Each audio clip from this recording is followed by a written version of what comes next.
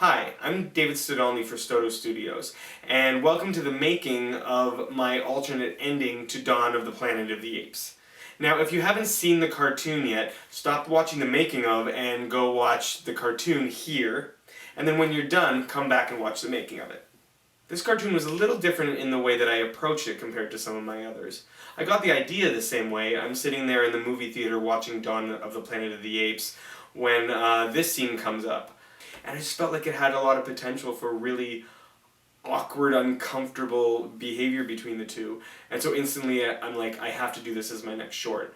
But then I'm also thinking, this is probably a pretty easy one to do. It's only two characters from like chest up, very subtle close-up acting, only two backgrounds, and it should be really easy. I'm thinking, I can get this done in probably like 2 weeks, this is great. 3 months later, I finally get it done where I can actually share it with you guys. So let's talk a little bit about why this one was so different and what kind of challenges it presented as I was working on it.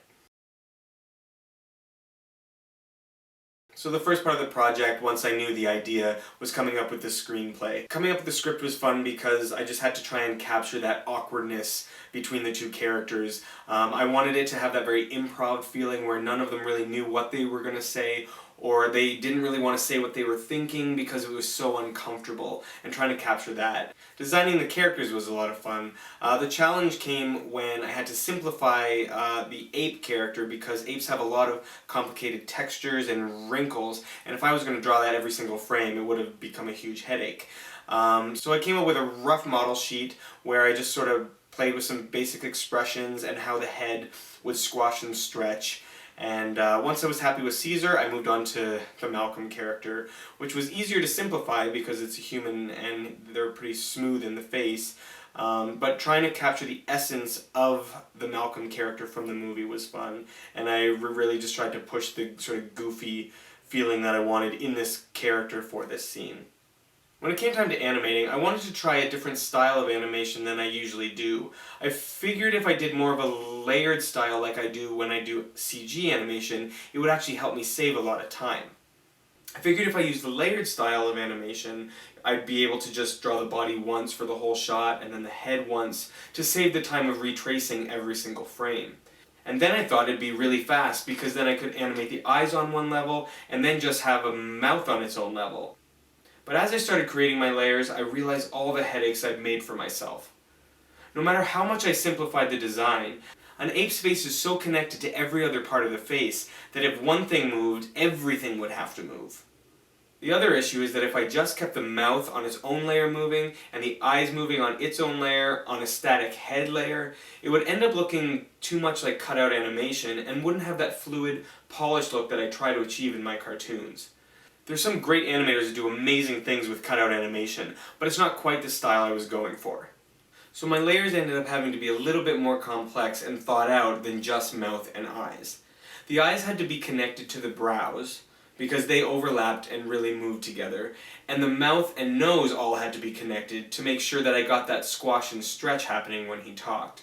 But even that wasn't working because on an ape's face, their cheekbones interact with both the eyes and the mouth, which were now on two separate layers. So I ended up having to animate the eyes without the cheeks, and then once I animated the mouth on another layer, I had to go back to the eye layer and animate the cheeks that moved with the mouth. But then when I had to fill it in with color, it would be on its own layer that didn't attach to anything to fill. So I had to hide the connection line behind the nose, which is what that wobbly line is here.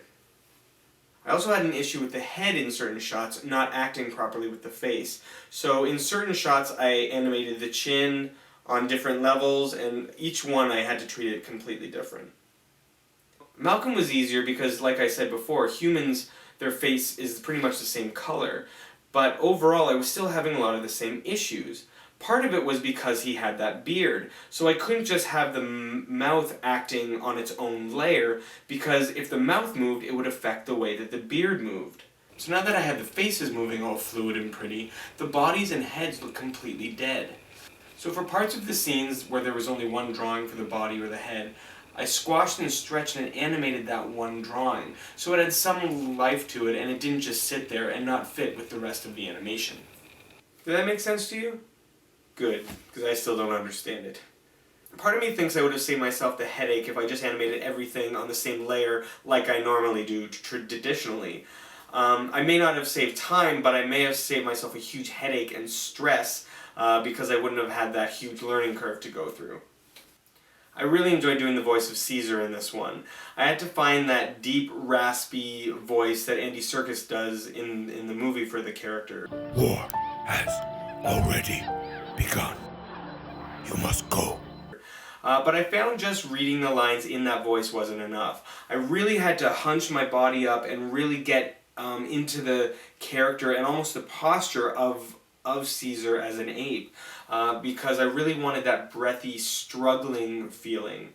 In the movie, Caesar is still sort of learning how to speak, so he's not comfortable with it, and he really has to put the effort into every single word he says.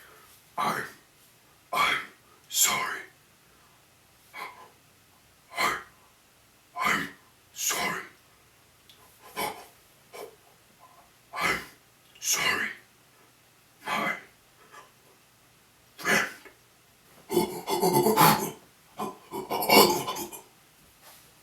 Take that, Andy Serkis.